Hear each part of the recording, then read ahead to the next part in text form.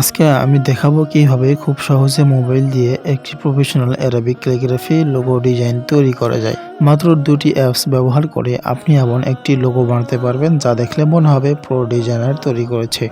আসসালামু আলাইকুম সবাইকে। আজকের এই টিউটোরিয়ালে আমরা ধাপে ধাপে একটি সুন্দর অ্যারাবিক ক্যালিগ্রাফি লোগো ডিজাইন করব। আমি পুরো কাজটি করব মোবাইল দিয়ে। ইনফিনিটি পেইন্টার অ্যাপ ব্যবহার করে আমি ক্যালিগ্রাফি তৈরি করব এবং পিক্সেল ল্যাব দিয়ে কালার গ্রেডিয়েন্ট ও ফাইনাল টাচ দেব। ভিডিওটি শুরু থেকে শেষ পর্যন্ত দেখবেন, তাহলে সম্পূর্ণ প্রসেস বুঝতে পারবেন। এই দুটি অ্যাপস আমাদের টেলিগ্রামে আছে, আর আমাদের টেলিগ্রাম চ্যানেল লিংক ডিসক্রিপশন বক্সে পেয়ে যাবেন। অ্যাপসটি ডাউনলোড করে ইনস্টল করার পরে ওপেন করলে এরকম ইন্টারফেস আসবে। এখানে তিনটি অপশন পাবেন। প্রথমে নিউ অপশন পাবেন, ওইটাতে ক্লিক করে রেজলিউশনটা হাই করে দেবেন। এরপরে ক্লিয়ার অপশনে ক্লিক করবেন। রেজলিউশন হাই যত করবেন তত লোগোর ডিজাইনের কোয়ালিটি হাই হবে।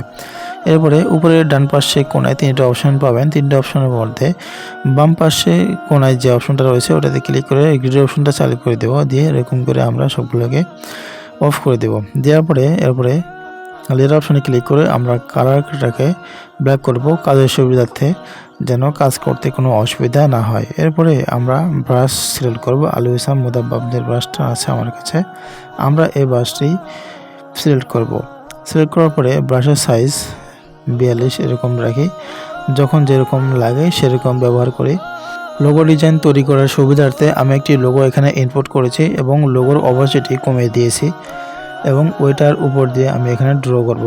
তো আমি রমাদান কারিম এই লোগোটি এখানে ইনপুট করে লোগোটি ড্র করতেছি। তো আমি যেভাবে করতেছি আপনারা সেভাবে প্র্যাকটিস করবেন, আর এই প্র্যাকটিস লিঙ্কটা আমার ডিসক্রিপশন বক্সে পেয়ে যাবেন অথবা টেলিগ্রামে দিয়ে দেবো, সেখান থেকে ডাউনলোড করে নেবেন। তো সম্পূর্ণ প্রসেসটি দেখুন। এরপরে লোগোটি শেষ হলে আমরা ধীরে ধাপে ধাপে যে কাজগুলো আছে সেই কাজগুলো করব।